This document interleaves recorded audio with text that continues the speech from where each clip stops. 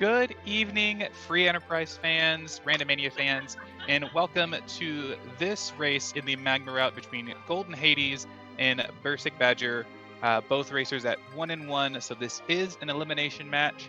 I am Zoe Vermillion, and I am joined here by my very talented and wonderful They friend, Silverfire. How are you doing tonight, Sil? Hi, I'm doing pretty well. I'm excited to be casting a race with you, and I'm excited to be casting an interesting elimination race between these two runners. Yeah, we're in for a fantastic race. Looks like our restreamer Demarine has rolled us up an interesting set of objectives here. We do have a hard required moon, but this could either be very, very long or incredibly jet, depending on where that darkness crystal is hiding. Yeah, I am betting that the darkness crystal is going to be early enough that we're going to see some very fast completions, and it's going to be a push for like how fast can you get to the power levels you need to clear those two moon bosses. Yeah, I definitely agree. If we see an early Tela at all, and we find that darkness crystal on the overworld, that we're in for what I can only imagine would be a sub 1 hour seed. But if that darkness crystal is hiding, deep behind some ridiculous key item chain, we could be here for two. It's the nature of these flags, and I absolutely love it. Yeah. Other scary things for a darkness crystal could be such as like guarded by a scary boss at the King of Fey March, or something along those lines, where it's like, it's hiding there, but like runners might hesitate before engaging like Evil Wall or Kanazo at the Leviathan spot. Yeah, or everyone's favorite D-Mist inside the sealed cave could hold that darkness crystal. There's a lot of opportunities D-Mist Hunt. Yeah, there's a lot of opportunities for trolling here, and if I know anything about the way Demarine rolls seeds, the chances are high. But yeah, we have a Rosa start here. I'm not going to say my opinions on Rosa versus Porum, considering there's someone with the power to mute me who may disagree with me. Well, you might not leverage opinions, but there is the fact that Rosa has more hit points and learns spells generally earlier, with some notable exceptions of Berserk and Blink, which are some fairly powerful utility spells. But generally, you're happy to have have your first white mage just locked in. Yeah, absolutely. And Golden Hades has a naming scheme here with a few select characters named after members of the community, clearly vying for my vote, considering Rosa is named after my girlfriend. So.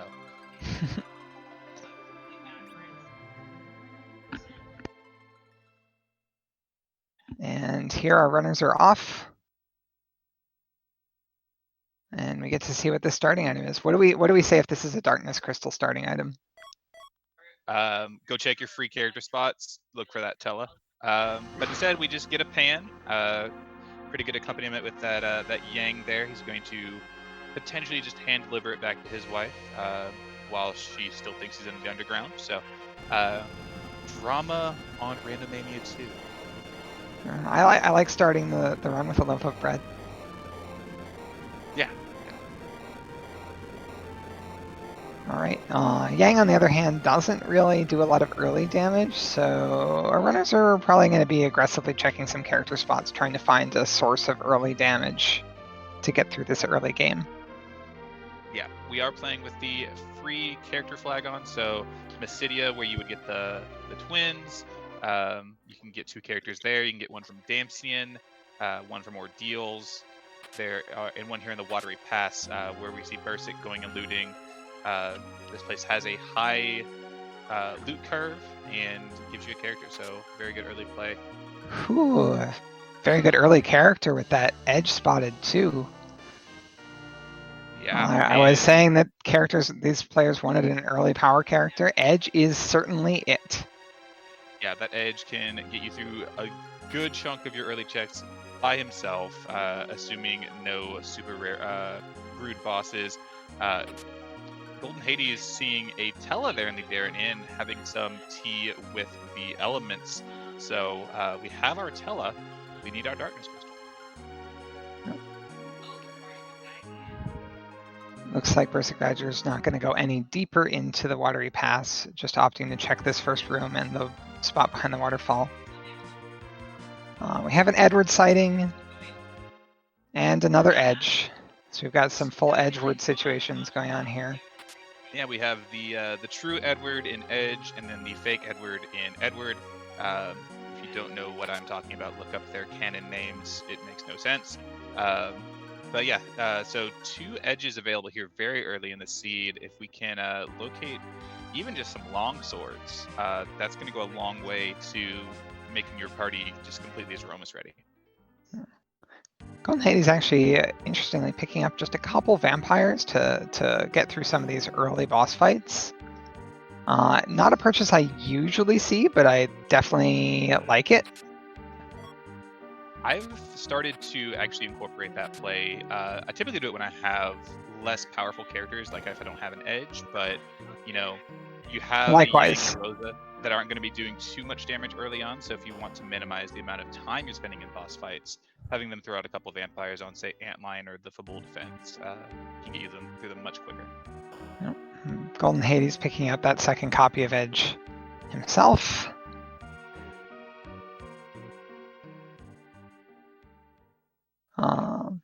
And yeah, as you mentioned, with these edges, we're gonna be looking out for some nice swords.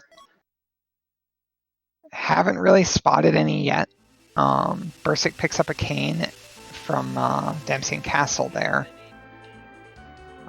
Cane does kind of get overshadowed a little bit by Edge, I would say, though. They're both kind of fast melee characters. Yeah, the primary difference I feel is that Kane is incredibly equipment dependent. Edge technically is too, but coming in with basically endgame ready armor gives him, and this pun isn't intentional, gives him the edge over Kane in this early game. But if you find, you know, some more black belts in something like a defense sword, that Edge can overtake Edge pretty quickly. Wow, I can't believe you wouldn't make the pun intentionally. If I'm going to make an intentional pun, it's going to be better than that.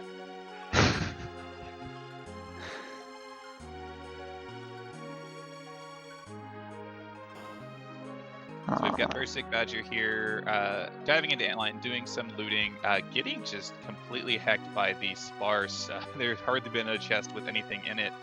Gonna go peek the save room where there are 3 chests, hopefully find something worthwhile.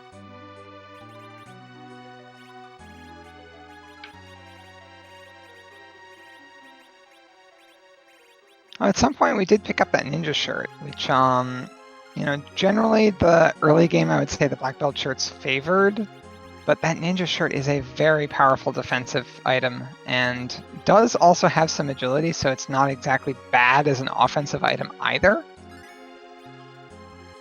Yeah, the ninja shirt is something for the longest time that I slept on just because it doesn't give you any strength compared to something like the black belt or even the karate shirt. But those defenses and the ridiculous amount of both physical and magic evade that it provides can do a world of good on some tricky bosses if you don't have a other option to get through them, like a moon veil or what have you. Yeah. Also, big point out in chat, it also lets you put that black belt shirt on someone else, which I think we're probably likely to see. Oh, it's a wyvern here at the Antlion. Kane gets up in the air before the Mega Nuke goes off, so gets to walk away with his life. His life and a little bit of experience. Meanwhile, Goldenhades, after grabbing some free characters and some loot, made a beeline back to the Baron Inn to get this this Tella, you know, throwing that slumber sword. Yeah, throwing the kitchen sink with the slumber sword and a I think that was a ninja star. So usually those items are coveted for their high amount that they sell to shops, but that is a very fast darkness crystal. Goldenhades is in go mode. Yeah. Yeah, you don't actually need underground access at all. So getting the Tella, which is one half of making this a jet seed, also immediately leads to the Darkness Crystal. Now the question is, when is Bursik going to go there? He's already done the standard opening with Antlion. I'm going to go do his objective here and defend from Pool. But will he go down to Ordeals first to get... Because I don't know if he's seen the Tella, so I don't know if he knows that... He has not. Online. He didn't check the character in the Baron Inn. That said, like, it's pretty likely that Golden Hades is also going to be heading over to Fabul for that objective, and also likely that he's going to be doing ordeals to get Tala weak. So, you know, despite getting Go mode first, hasn't actually really gained much of a lead, although I do want to say that just being very willing to dart those throwables at the Pale Dim fight will make that fight go, like, it couldn't really have gone much faster, which is a key point for, like, when you're trying to inch a lead on a jet seed. Yeah, that was a very, very fast Pale Dim kill. Golden Hades coming in here to Antlion. He's going to be rewarded with a Dragoon Spear, which is going to go a long way if he even bothers to grab the cane from Damsian. But you're in Go mode, you don't necessarily need any more key items. I would probably end up just completely fading Antlion in this case. On the other hand, access to Underground could get you Sirens, which even with a Tella can open up better grind options than D Machines. This is true. There's arguments to be made. There's math to be done on the merits between looking for that Underground and getting Sirens versus just, well, never mind. There's the Underground access from our objective. So yeah, from the objective, it's effectively required. So that said, how much time do you spend, like, setting up for going up to these moon bosses, which are the only thing standing between you and a crystal? So yeah, it plays right into your point here. With this party, I don't believe Bursik still has the Yang. So once he finds that Tella, he might be eyeing D Machines just to slingshot his Yang. Whereas Golden Hades, if you want to go underground, look for some Sirens. You might have a slightly more efficient grind. So from now on, it is basically grind and kill, and that's what the difference in the seed is going to be. And so we're in for a very interesting next 45 to 50 minutes, so I imagine.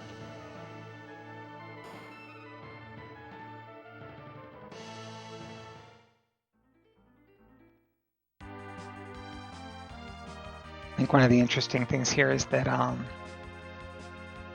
the Cane with that Dragoon Spear, like, if there are Sirens available, Cane with a Dragoon Spear is an incredible source of EXP with just, like, potentially one-shotting gold dragons off of a jump. So that's something that I would find interesting to see if either of our runners goes for. There's a single Siren in the bush there. It's not the whole package, but it's something.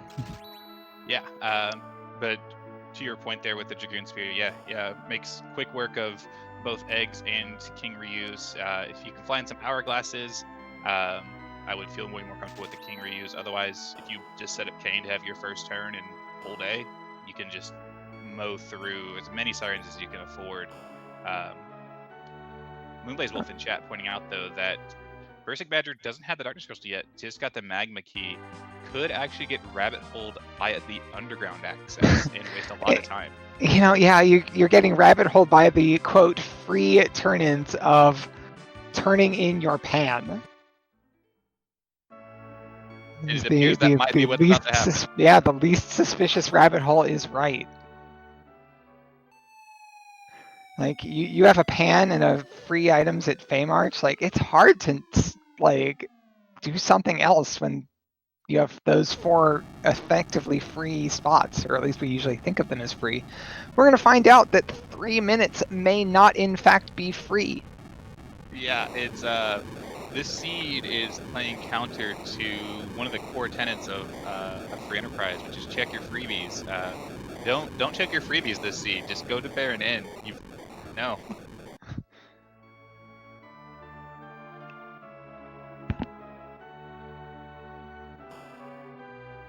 And Golden Hades finishing off Bagan in the defense of Fabul will get that Magma key and that objective, and not only be in go mode, but also be like firing on all cylinders with that underground access. Yeah, because there's another interesting point here. You have an edge, you have underground access. If you want to go hunt to buy sirens, you can do that, or you can go steal some and not even worry about going up ordeals to get your Tela online. Yeah, that's one of the reasons that I'm certainly looking at the siren route, just because like stealing sirens is probably still faster than doing ordeals. Yeah, I absolutely agree with that. And we saw Bursik actually pick up a mute knife, which you can leverage against the trio warlock fight in the lunar subterrane, or the dragoon spear against gold dragons.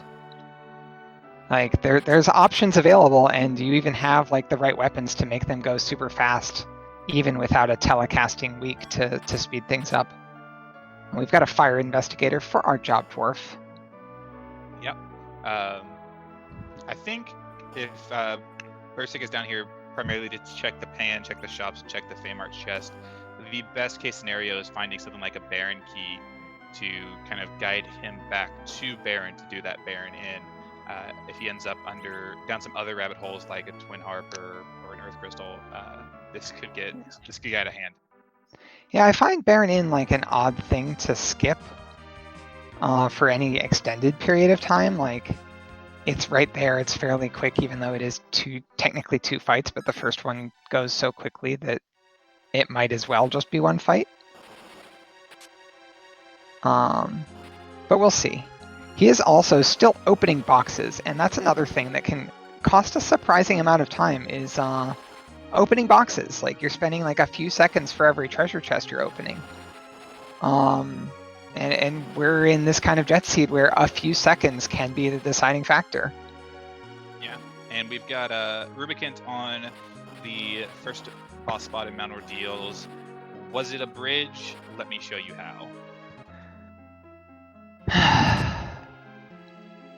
But to your point about opening boxes right now, I don't hate it. Right now, you still don't have anything besides basically the starting equipment in that Dragoon Spear. So trying to pull Ninja Sword, Mura, or even like just a Silent Staff for your Rosa, and also the Sorcerer Rope that was pulled is helpful too. Yeah, that is true. And we actually spot we spot some sirens here, and we see not quite full fire sale mode from Bursik, but selling a considerable number of items. Yeah, that's another thing that the looting can do right now is just getting you things you need, because Bursik doesn't know that he can have go mode. So trying to fund whatever he can by opening some chests. Golden Hades finding Antlion here in the back attack spot. Not the worst thing. I usually hate magic bosses more than I hate physical bosses here, but Antlion with this party is going to getting a lot of counterattacks off, and that takes a lot of time. Yeah, the same was true with the Rubicant. Like we have two bosses that will counterattack any physical, and that's a little obnoxious when you're just trying to like chop things down with edge. We do have full moons and ninja swords available in the weapon shop of Feymarch. That's a little unfortunate for Bursik, who just dumped all of his money on sirens. Yeah, because you don't want to have to dive back down don't, here. Yeah, you don't want to come back down here. On the other hand, you also don't want to try to fight Zeromus with short swords. If I were Bursik, I would have tried selling whatever else I still had to at least get the full moon to back row clit. Oh, never mind. There we go. There's a full moon. Yeah, so that's almost as good as a longsword, accuracy not included, but also gets you a back row if you put it in the right hand of that edge. Yeah, which he did. And that is like the full moon and the mute knife is a fairly reasonable thing. We're also going to basically, with the Tela over on Golden Hades, we're likely to see a divergence on how these two runners gain their levels.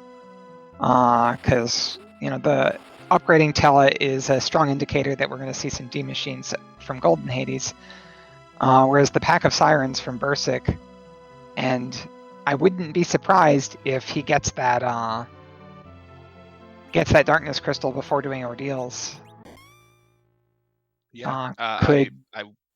Go ahead. Could be a strong indicator that it's like, yeah, you're just going to do something on the moon from Sirens. That life staff from Ordeals, no joke. It's going to boost up Rose's heals, give her a bit more survivability on big bangs, and this is a great place to see Evil Wall. Yeah, these hedges are still sitting in the back row, and I'm not really sure why, because it's actually making these fights a little bit slower. I'm not sure on that one. Could have had it probably. Yeah. Rechange back, probably. I do that all the time. Yep. Although there's actually been a couple fights where he was in the wrong, had the wrong row set up, so it's cost a few seconds here and there. And these kind of jet seeds, those few seconds are, I keep talking about that, but we're looking at little optimizations because of how fast the seed is likely to end up being. Yeah, and Bursik going to take Yang to Sheila, and she says he's in the underground, and it's like, no, honey, I'm right here. But there's a Baron key. As I mentioned, maybe that's something that's guides him back in the right direction.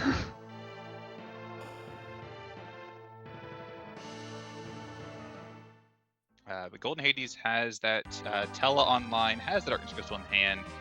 Likely going to see a hunt for some life potions, maybe Ether 1s or 2s, and I imagine he'll be on the Giant in a few minutes' time. BursikBadger checking the Hobbs character, which we haven't actually seen yet. Hasn't gotten that second edge from Mysidia yet. Yeah, I guess while you're up here by Fabul, if you want to peek it, it's DKC pointing at dkc.jpg. So that's... Yeah, nobody told him that that's not Mount Ordeals. Yeah, they're both like, this is the wrong mountain. Let's just not talk about it. Mount Ordeals was undergoing renovations, so they had to take their duel somewhere else. Yeah, something about the wall just kept moving around or something. Yeah, exactly.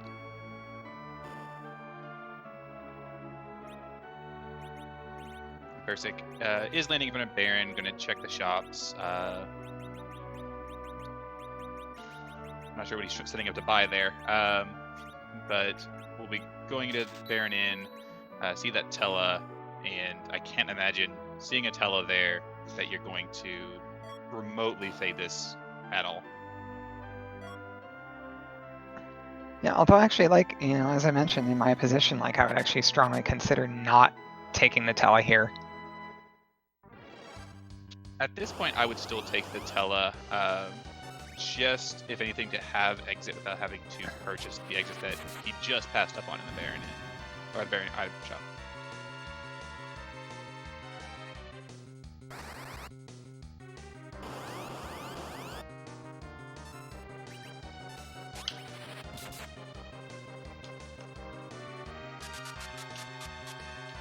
Bursik, having sold most of his throwables, is going to have to go through this the old-fashioned way. Not going to get through it nearly as efficiently as Golden Hades did. Golden Hades is on his butt. That Dragoon Spear jump, though, that's no joke. Oh, yes. I've already forgotten about the Dragoon Spear and how much damage does to Paladin, being a dragon and all. I can't forget about the weapons that slay my kin.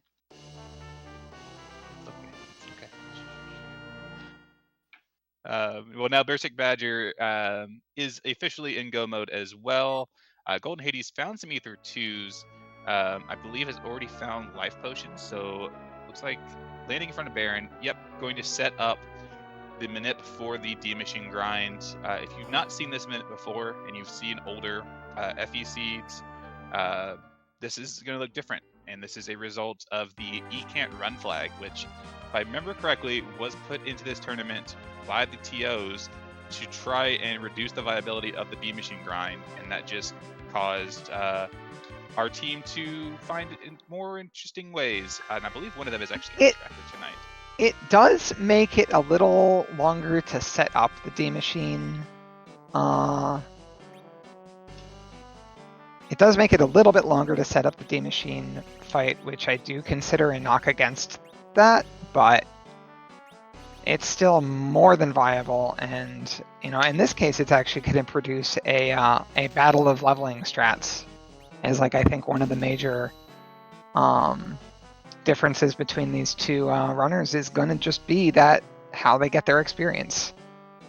Yeah, and as I mentioned, Twisted Flaxo Tracker tonight was kind of the pioneer of this manip, and I'm not sure if it's any slower. I personally actually really prefer this, even in seeds where I can run, just because if I can reliably set it up the first time, and That's true, but if it consider that if you could run away from these random imp fights, and that would make them take approximately 2 seconds instead of 10 seconds, 15 seconds, okay. And you have to do 3 or 4 fights, that adds up. Yeah, the manip itself I still think is favorable to the old manip, all things considered. If I can run from these fights, I will still use this manip over the original, just because of the fewer number of resets I'll have to do. I think both manips are, if you have all of the possibilities available to you, I think they're pretty much equivalent on the number of resets. Yeah, but more often than not, I get attacked in the back as I'm trying to run away from the. That's true. If you don't have a good agility situation, back attack can be dangerous if you're just running from fights in the giant. But enough of the grind talk here. We do have Golden Hades in the giant going to do this D machine after the setup, and we have BursikBadger coming over to the magical Gold Dragon Peninsula. So we're likely to see the duel of grinds, and at this point, I think this mainly comes down to who gets the levels sooner. Both have very similar equipment to be able to have a very kind of low party Z fight. So yeah, this is going to be huge for the race. Mm-hmm. One of the other things with BursikBadger, I would say, is given a Siren type grind, you have a lot of flexibility on just how many levels you're going to be getting. And so it's interesting to see how low can you go. We're playing some kind of limbo. Yeah. On kind of the flip side of things, Golden Hades, after getting this fight set up as he has, can very easily predict, how many levels he's going to get and how long he needs to stay here. Whereas Bursik's got 12 more Sirens without 10 KIs. I don't know if that's going to put him in a position that he wants. And to get more, he's going to have to dive back into Feymarch or go steal them with Edge. Well, another thing that I think might be likely is that he does some of his Sirens here, and then at some point he feels, okay, I've got a good level of power now, and I do have a couple hourglasses from that shop in Dwarf.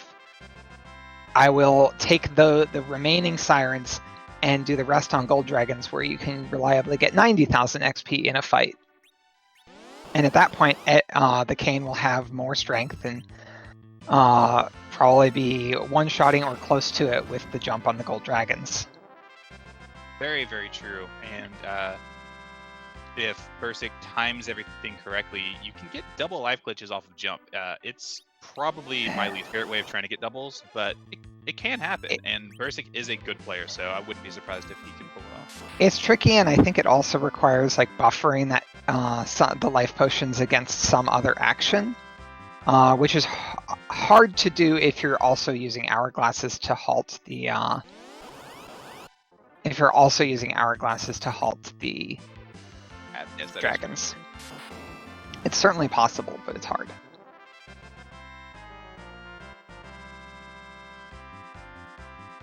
Another key component of this D machine fight is making sure Tell is in the middle slot, because he's not exactly the most accurate. Ooh, and a slight input error actually leaves that Searcher getting weaked, which is really not what you want, and it's really difficult to cure it I think it's gonna end up resulting requiring a. Ooh, now this is actually one of the biggest disadvantages of this method for manipulating the D machines. Oh, is he going to try and just force the old manip? It doesn't look like it. Looks like he's just hoping for it. And the thing is, there's actually a couple different searchers, so you can get a searcher double beamer fight and have it not even be the right one. Yeah, he's just going to load the save up back outside. Yeah, I don't blame him.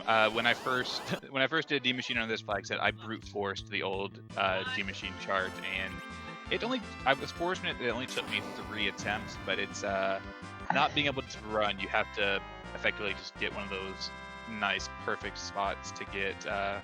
Yeah, that slight input error, which is really hard to recover from because not only are you going to be taking more fire damage, you need to basically Pure 4 that searcher to get it back up to where you're not going to kill it before you can summon enough D machines. That's right. And I don't actually know if he has like how many like ethers or whatever he has to recover Tella's MP. Yeah. He did find Ether 2s in one of the Troya shops, so I think he bought 4 of them based off of the guild count that I saw. Maybe 5 if he sold something. Okay, that might be enough, but it's cutting it close if you're actually using the. It's cutting it close if you're using those ethers on Cure 4s instead of weak casts, because you only get 3 per weak cast. Yeah. So yeah, I think at this point the race was initially, I would say, was in goldenhades' favor. After that, just very understandable and relatable view. I think it's swung back into BursikBadger's favor here. Seems to have done enough eggs for now. Grabbing the hovercraft, maybe checking the hook character, maybe for a more viable anchor. It's interesting that he'd be checking the hook character when he hasn't checked the Mysidia characters yet. Yeah, I have to wonder, you get the adrenaline of the race, you got super early underground access and early go mode. You may have just forgotten that you have checked the Mysidia character. Yeah, there's a whole lot of pressure here to like, oh gosh, what do I need to get to just go? What do I need to just go? Now these Bacchus twines, that's certainly something that I want. Yes, absolutely. And for anybody just joining us, this seed, we had a Tella in the Baron Inn, which rewarded us with the Darkness Crystal being our go mode. goldenhades did that basically right away, and Magma Key was in our required Defend Fabul, which sent Bursik on a small rabbit hole to the underground, but he seems to have recovered pretty nicely, having found sirens down there without having to do ordeals like Hades did. So nothing gets built He's going to buy a large pack of Bacchus twines. Doesn't buy any coffins. Buys 1 coffin. Okay. Goes back in the shop. Yeah, I actually really like that 1 coffin buy because, you still have to do 2 moon bosses. If you come across something like Officer Soldier, DMs, or Baron Guards, that coffin can make one of those fights completely free and can significantly cut down the difficulty and time of the other 2. That was a bit of a mismenu there. He actually used a siren while in the shop. Oh, I've done that. And now he is down to 2 sirens, so that's still a fair bit of XP, but I think he would have much rather had 3 going up to the moon. Yeah, unfortunately, with the Ribbon Room, it is going to give 100,000 experience, so unless you get unlucky into something like Calbrena. Calbrena, Dr. Luge, some bosses don't give their full XP, yeah. Yeah, so that shouldn't be too big of a mistake, but between 2 sirens, the Ribbon Room, and the Murasame altar, I'd be interested to see what BursikBadger's levels look like, especially considering that those edges, like his edge is still what? Full Moon Mute Knife? Full Moon Mute Knife. I want to see him fighting some Warlocks, to be honest, with the Full Moon Mute Knife, but I don't think it's likely because he didn't buy any Mute Bells. So yeah, I think it's more likely that he's going to be jumping on dragons. Yeah, the Warlock fight is much easier to get doubles on because you can use their own, failed spellcasts against them.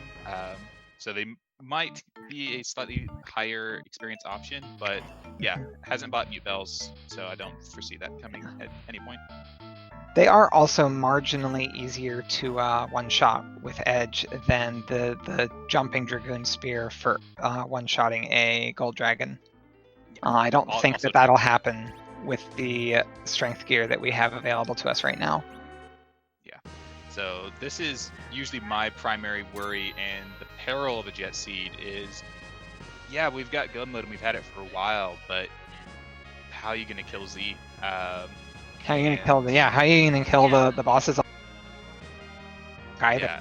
So this is Jet Seeds like this definitely test the skill of the runner to a degree that, you know, a long drawn out seed where you're able to build up a decent repertoire of equipment just they just don't. Looks like Golden Hades wants to take out the two front characters and keep them out of the way during the grind here. I feel like it takes a lot of time to do this, but if it makes you, there are so many different moving parts when you're doing this D-Machine grind, and like we already saw Golden Hades kind of fall prey to that once. You certainly don't want to repeat that. So like whatever makes it streamlined for you to do, like I can't say that that's wrong. Yeah, and I like this a lot because with the way you have it set up now, you're gonna have your Tela, you know, casting weak, one edge killing, and an edge lifing, and Edge's accuracy is very good compared to say something like Rosa or Yang. Rosa, if not using aim, obviously, but I do like this, not having to parry nearly as much to get back to Tela's turn. I would strongly prefer having either 4 or 5 characters alive for this, just because I like the way it cycles around. Where you don't have to parry at all if you have it organized correctly, but you know, that's managing, as I mentioned, that's a lot of moving parts, and messing up at managing any of those moving parts costs a lot more time than spending a tiny bit of extra time to make sure that you have a smooth grind. And Bursik seeing a Porum on the moon, I believe he dismissed her, so Demi was away, past Demi was away, obviously. Going to go show us what is at the Murasame Ulcer, which is going to be one of our objectives this evening. So chat's hoping for a spicy boss, Bursik's hoping for King Queen Evelyn. I don't know, I actually like...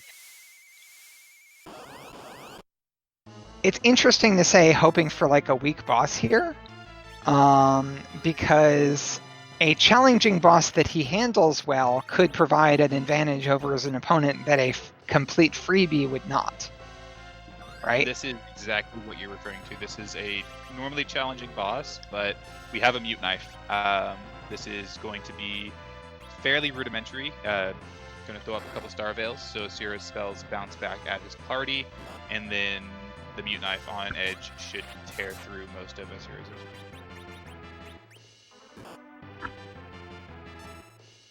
I'm going to slam that Berserk on the Edge as well to really seal in that power. Yep, 50% extra damage and re-entering the queue as soon as his turn comes up, effectively allowing him more turns than you could do manually. It's going to, 8,000 swing in. This hero is not long for the moon. Yep, and there's the reflect on Ashura itself.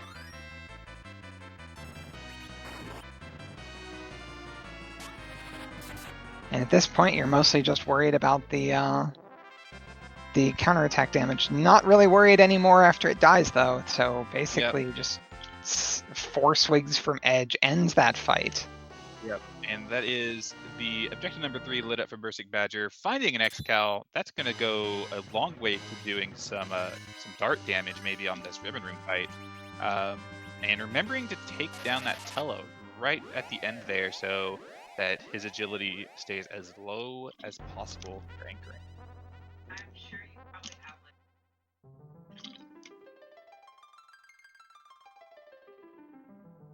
exiting out so he can not have to trek back through that winding path to get effectively back to the same point. And I think we'll probably see him stop off and use those 2 sirens and a couple hourglasses to get some more experience before going to the ribbon room. But crystal should be in BursikBadger's hand before too long. Depending on what's at the ribbon room spot. I don't want to get too far ahead of him. That's true. There are some truly dangerous bosses that are still in the pool. We have spotted Wyvern already, so there's not that. Here's our sirens being used. He has 2 sirens and 2 hourglasses that complement each other rather nicely. Yeah, so the accidental burn of the siren ultimately not going to hurt him too bad, because I don't know if I would use one here on the moon, except for maybe to put that Rosa in the first slot and mute a pack of warlocks. So this will be a sufficient number of experience. And looking at the HP totals, I think between this and the ribbon room, it's a doable Z fight.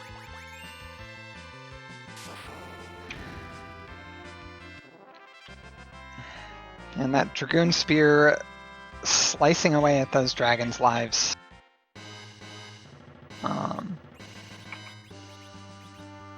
Yeah, more than a doable Z fight, I think with that apple as well. Like we're at 1900, we're probably going to end up with a little over 2000 HP on Rosa, and we do have that life staff, so... Yeah, no, but did Bursik do ordeals though? Why does Bursik need to do ordeal? Oh, Bursik did not do ordeals. That's where the life staff was. You're right. Okay, so he doesn't have the life staff, but we're still going to have a healthy amount of HP on Rosa. Already just a few points shy of... It looks like he's trying to save the hourglass right now, which is actually proving to be a little dangerous. It actually costs him... It costs him the life glitch, though. Yeah, but I kind of like this. Maybe saving it if there's like DM set ribbon room, kind of no joke. He does have those coffins already. Like he only bought 1. He bought 2, didn't he? Like he. No, maybe you're right. Maybe he only has 1, but you know, you're right. On the other hand, like it extends that particular fight, and it also cost him some XP. So, like, yeah. Another thing that it can cause problems with is if you don't one-shot the dragon there, they counterattack with Entangle, which if it lands can really throw the fight sideways. Very, very true. This is it was probably a bit of a misplay. But if this turns into something like Dark Imps or something you can use that hourglass on, and also Life Glitch for an extra 33 or 50,000 experience, then it was Galaxy Brain. So we'll see what happens. Meanwhile, over on goldenhades side, we see a completion of the fight, enough to get 28 additional levels on Rosa, with 700k XP, which gets us to Cure 4 and Life 2. Not enough to pick up White, but not the biggest problem. Like we have a clear source of damage here. Yeah, not enough to get to White, but you still have to take down these 2 moon bosses, which will kind of shore up the last little bit of your levels. But looks like goldenhades is going to do what I would do here. Peek that Elements boss. If it's free, that's another huge chunk of experience. In Go mode, I find it hard to justify that. Or not. That looks like Oh, speaking of free bosses. Not the kind of free you want, because you want a free you can life glitch, but it's an easy amount of XP.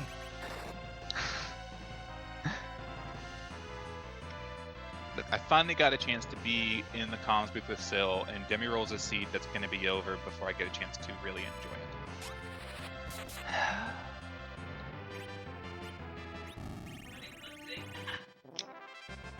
I do like this other play on goldenhades side. The loot in the giant is actually pretty potent. Yeah, and he And- doesn't. He's still rocking those short swords. So, but at yeah. 41 minutes and 41 seconds, BursikBadger has the crystal in his inventory. Gonna show us what else is in here. We got a package and a Luca key. 2 things we do not care about. So yeah.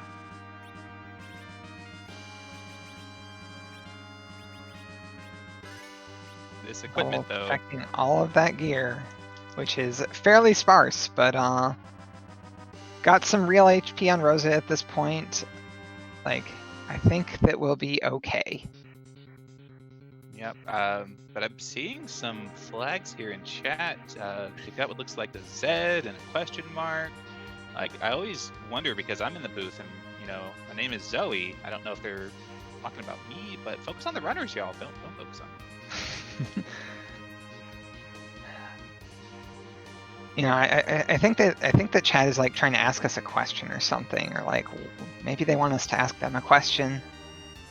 Like, do you want to nap? Are you saying that you're bored? How can you be bored? The seed is gone so fast and just so fast paced. But maybe it has something to do with this boss we're gonna fight. I don't know what boss we're gonna fight. We never know what boss we're gonna fight, do we? No, but maybe chat knows. So chat, I have a question for you. Whose butt are we going to kick tonight?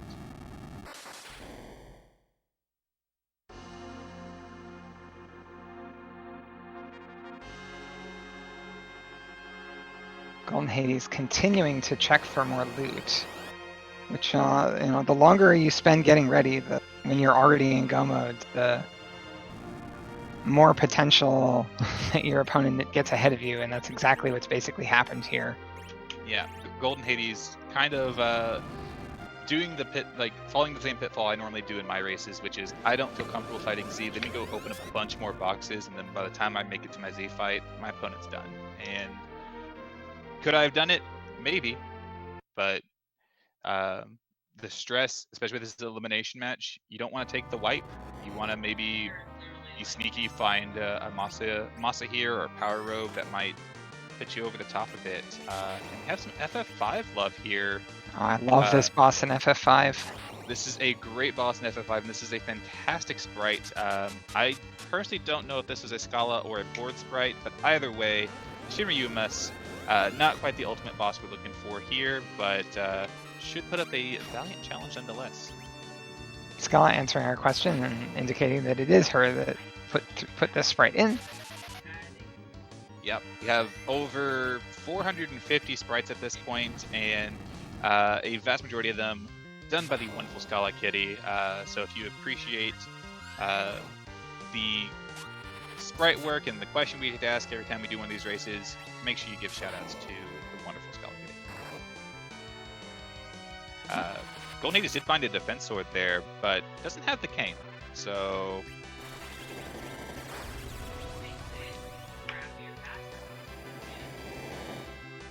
And we do, you know, just gonna basically go berserk everyone up. He has plenty more Bacchus wines to re-berserk up if we see a black hole. And with 2233 HP, it is exceedingly likely that Rosa can survive pretty much any big bangs. So as long as we don't get the dreaded combination Big Bang into Meteo, the fight's pretty well locked away. The good old Wombo combo. Looks like our tracker pointing out that Golden Hades might have just pulled a crystal sword. That would be nice if either runner had picked up the Cecil that's, you know, fighting his doppelganger on that is not the Masamune that Golden Hades was looking for.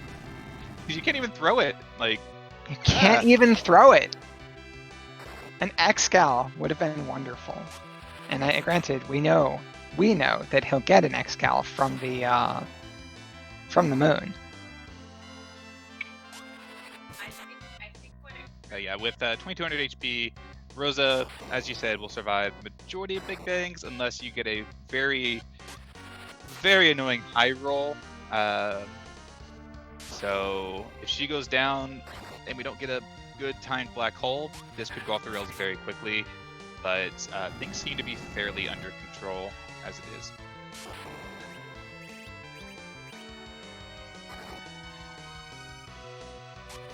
Looks like he is going to spend a little time just topping off the extra 50 or so HP that's taken away from the sap before this next Big Bang goes off. Yeah, I actually kind of like that. I've definitely lost a character to a roll that was just enough to kill them when they didn't have fully topped off HP. Yep. And gets out that Cure 3 right before the Big Bang. And at this point in the later phase of the fight, it'll be a... we'll see a black hole into nuke that Threemus follows this up with. Yep, and get a very favorable roll on that Big Bang. Didn't take anybody out. Going to be able to get off the Cure 4 here. With the gear equipped, I think all that Whereas it has Sorcerer Robe. I don't know if this will pop off everybody. No, not quite, but... Not quite, but enough that that follow, like if he does the follow-up Cure 3 again, then he'll be fine. Yep, and there goes our Berserk status, but bought up that huge stack of Bacchus Wines is going to have no problems resurking up his melee fighters while using Rosa to kind of triage this... Oh, we got rocks! We've got rocks, and he is not at critically low health, so... Yeah, this is a very good position to be in. Can easily heal up between rocks. Only needs to take out 12,000 or less HP. This is basically like he's home free. Gets even manages to get the Cure 4 off before this next set of rocks, which will not kill Edge, thankfully.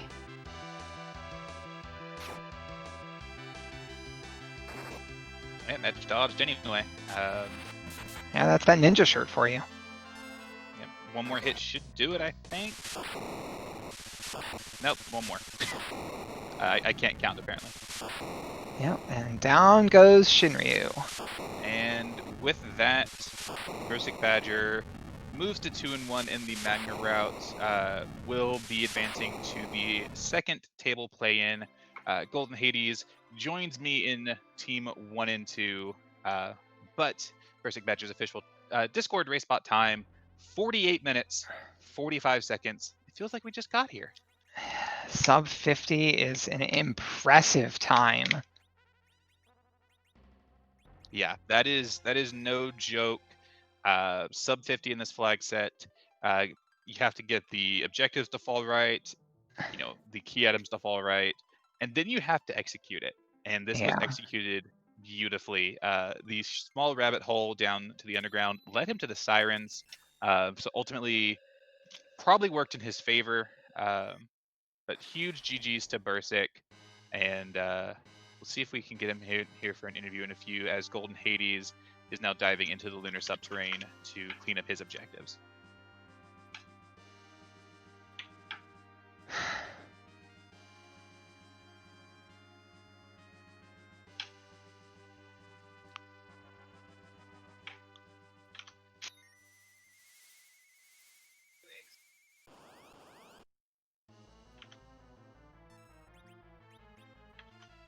Now, I don't believe Golden Hades has the mute knife here. That is correct, and that's actually something that I thought would make the difference. It turns out that it wasn't the biggest factor.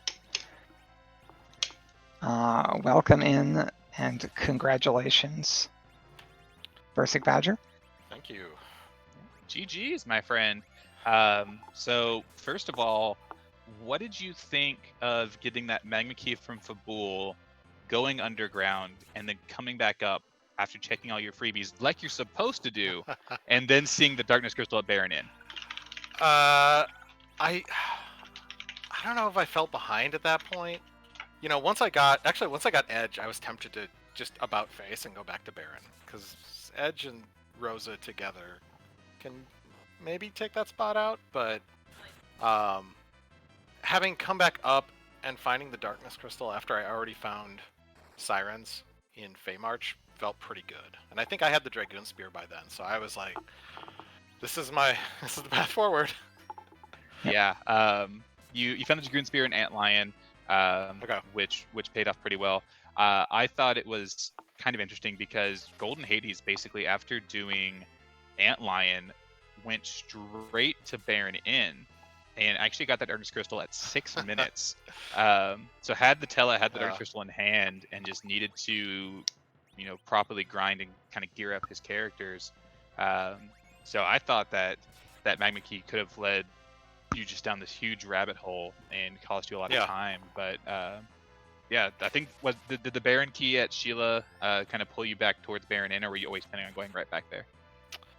Yeah, pretty much. I mean, as soon as I walked out, as soon as I got both Sheila items, I was like, okay, Baron Inn, Baron Castle, and Castle didn't need to happen. I think if I had gone there earlier and gotten Darkness along with that Tela, that might have pushed me to do Ordeals and not go underground at all, which and go for a D machine grind. But having the eggs and Dragoon Spear and Cane, like I don't know, I mean, it worked out.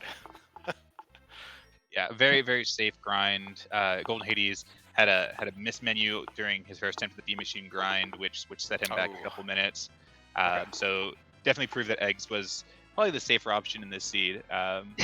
Eggs are also really fast, and so are Gold Dragons when you're rocking that Dragoon Spear. Like, it is hard to argue with that, even when you have like the Tele D machine available. Like, I think even like given both of those options, if you told me that like I could have those, and like if you handed me both of those options, you can do either of those starting right now, I would take the Sirens with the Dragoon Spear every time.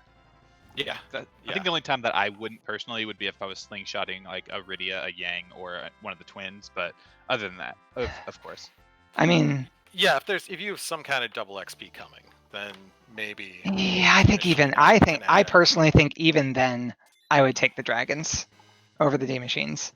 Well, I'm not surprised that you would take dragons. So. I mean, okay, I have a type. But yeah, any other just general thoughts? You're moving on to that second play-in race, so you're still alive here in this tournament. I'm excited to watch you race some. Yeah, that's going to be interesting because it's the same flags, but it's going to be a little different because now it's not 1v1. There's going to be 8-ish, 9-ish people. I haven't really counted out what it ends at after the first play-in is said and done. I ran the math somewhere, and it's somewhere like 10 or 11, I want to say. 10 or 11, and you need top 3, right? Yeah. Yep, and I know I have to face Couch again in that crew, so that should be fun. But yeah, no, you're absolutely right. Playing up against a big group playing like that instead of just 1v1, the meta is entirely different because gamble. You maybe want to make more gambles because you want to try and steal a few spots. There's a lot that can go differently, and it's going to be a huge dynamic shift from what we've seen over these first 6 weeks. Yeah, I'm expecting one of the 4 play-in races to have a Magma Key behind D-Mist at Mega Sisters. Because I would love it. You can't meta too much harder than that. Yeah. But yes, I've been hogging the mic. Sil, did you have questions or comments? What was there anything in the race that when you saw that you got worried about something or felt like, oh, this didn't go the way I wanted it to?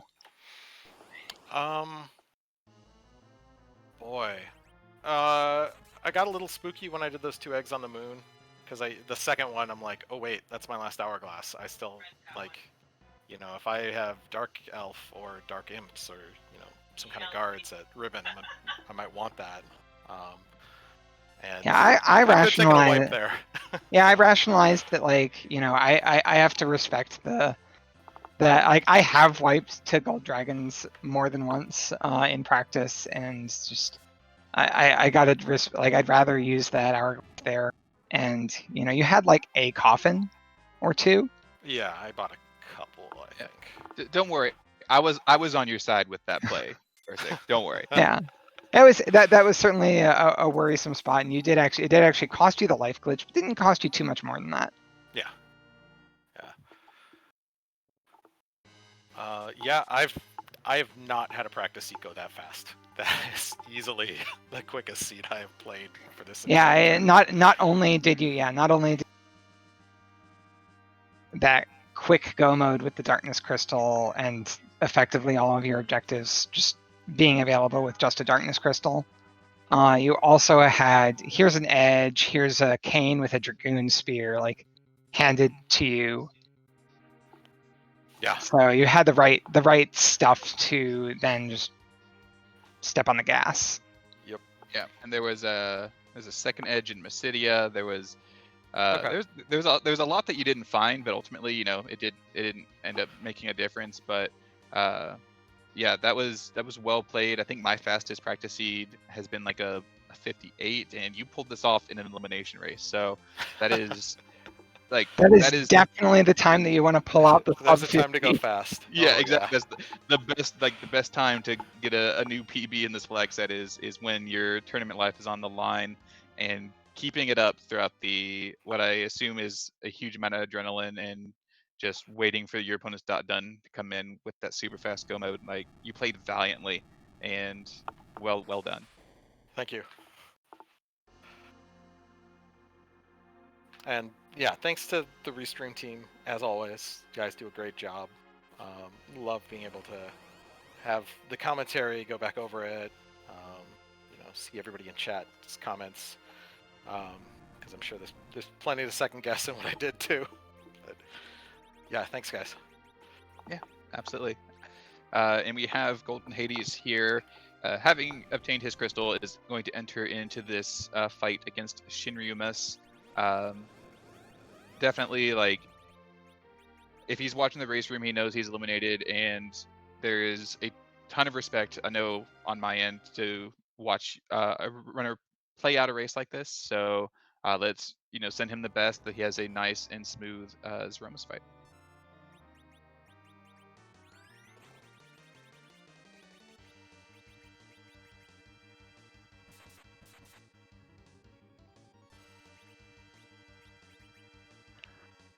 So with only one Bacchus wine, going to use it on the first edge. The second edge is gonna start throwing the kitchen sink.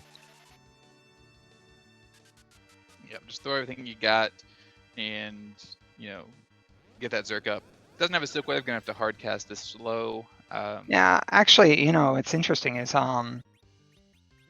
math-wise, it's actually more important to get those berserks up than it is to get a slow off when you have the heavy anchor that we like with the low-level Tela.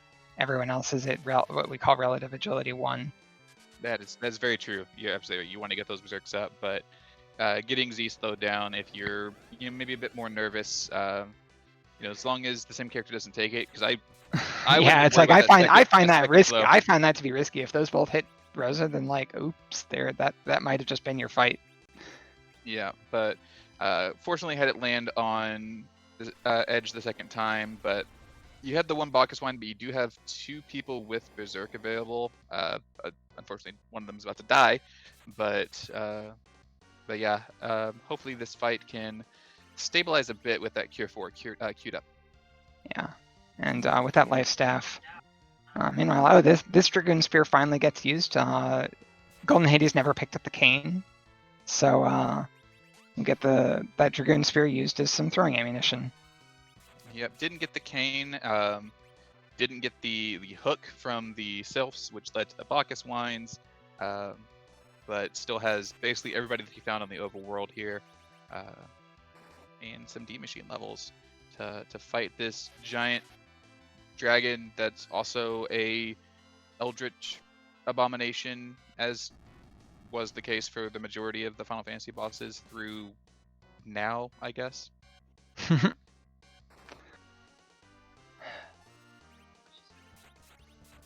I just have like scars of the very first time I ever played Final Fantasy V, and you're going through that final dungeon. It's been a long time since you've seen a save point, and you open that treasure box. Oh yeah, no.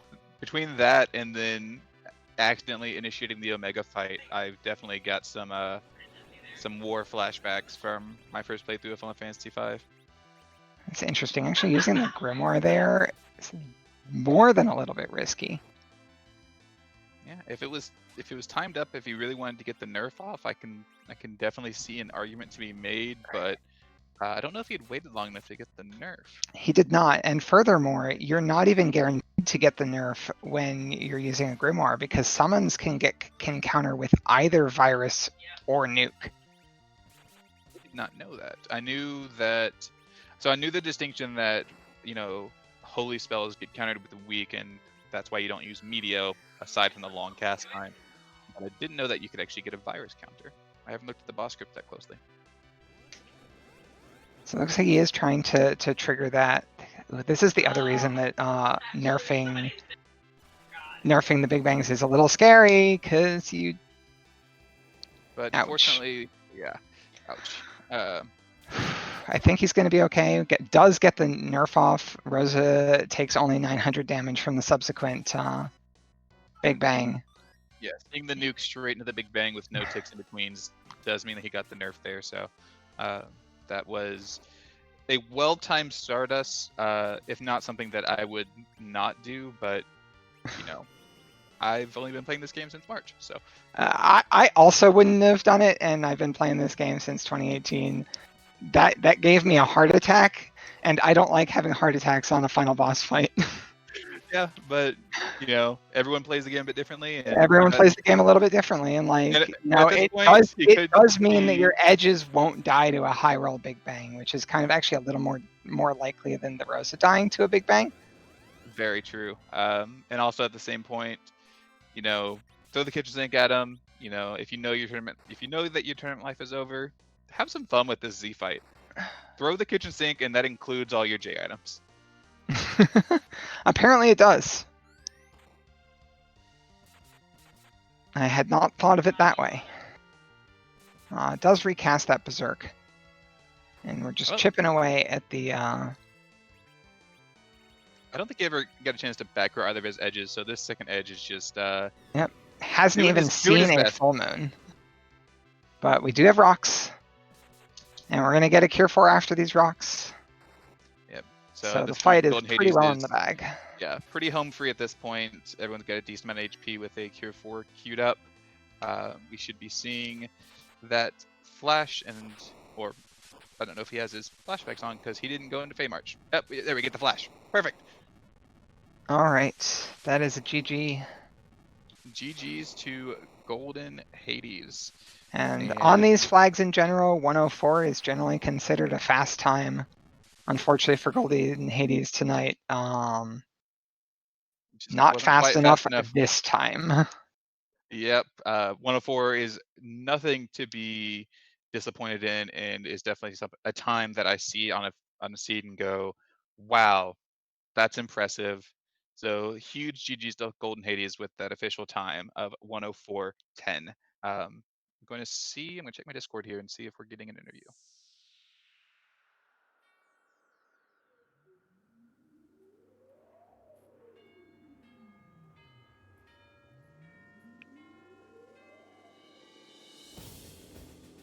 While we wait to figure that out, I do want to kind of reiterate something that Bursik said during his interview. Big shout outs to the rest of the Restream team here. We've got Demarine behind the scenes rolling this complete jet of a seed, Twisted Flax on tracking, making sure that his fingers could move fast enough to light up everything as we were getting it, and then the lovely Silverfire across from me here in the booth. But I heard a bong, so I think we're joining. Oh, you can't give shout outs without a shout out for Blazo Vermilion. Come on. I can't shout myself out. You're wonderful too. Well, yeah, you have to give me a chance too. Okay, I heard a bong. I think we've got Golden Hades in here now. GG's. Thanks, GG's. First, I will say thanks for everything, the restreamer, everyone of the workshop helper to make this tournament happen. I did not go in the table, but it was a blast doing this. Yeah, you played well. I've caught multiple of your races, and you're definitely a very, very good racer, and I always love watching you perform, and it was wonderful to be able to comp you tonight. An hour and 4 minutes is a wonderful time. Just wasn't quite fast enough tonight, but huge GG's. You get to join me in 1 and 2, and enjoying the rest of this tournament. So, yeah, just I can't say GG's enough. yeah, thanks. But he was the greatest Burzik. I'll say it's my first time doing a jet seed as fast as that. Normally, my fastest was around 1 hour 30, so it was Yeah, was kind of too fast. it's definitely a very different experience to be handed a seed. It's like you're at you found your go mode literally at 6 minutes, and then it's like go. How fast can you really get ready to go? Yeah. And Yeah, I screwed my first demashing grind, but even with that, I maybe lost 6 minutes. Not enough to be close. And I wanted to do a blend just to get some weapon. Short sword and fire claw versus Threemus is not a fun things. Yeah, the seed was just not handing you what you needed for the characters you had. It was being very rude in that regard. But you did it. You didn't wipe. You threw the kitchen sink and more by using all the G items as well. It was a fun Z fight, and well done regardless. Thanks.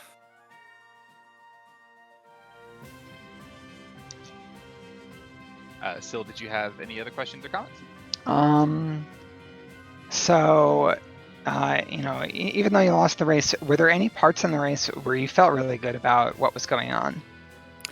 Well, at the start when I had my go mode at 6 minutes, I was wondering, do I fade Anti-Ion or do not? Fable, I needed to do it, but I even faded Damshen, so no need to overcraft. Don't need that. I'll get my chest another way. Well, nope. Yeah. There was a cane there in Damsian which could have made use of the Dragoon Spear or the Defense Sword, but I don't blame you. You're in go mode. Why waste the time in the cutscene? Just go. Yeah, and I thought maybe about a cane, maybe Cecil, since I take a Crystal Sword, but even if you do not have any weapon, Yang with high level can do enough damage. So I was. In last case, I'm okay with that. Yeah, definitely agreed. So yeah, any last thoughts on either the tournament or the seed, or any shoutouts you want to make?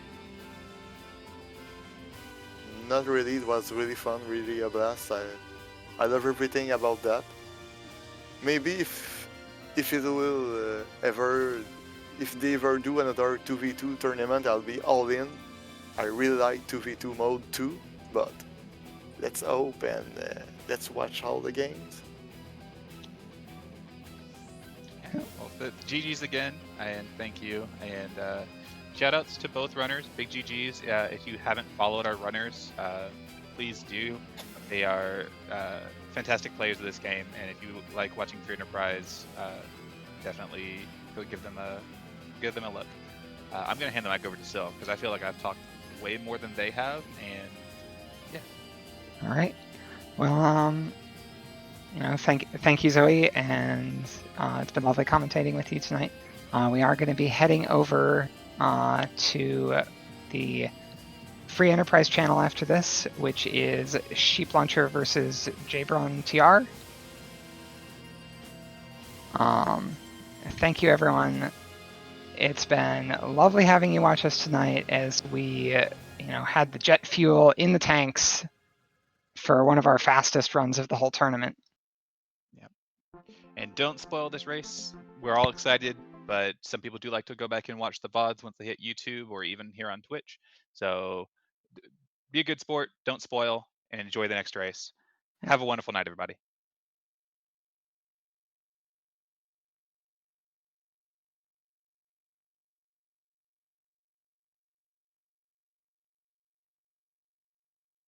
You only gave me like an hour to talk with Sil. Is she being jealous? Demarine rolled it. Yeah, Demi rolled it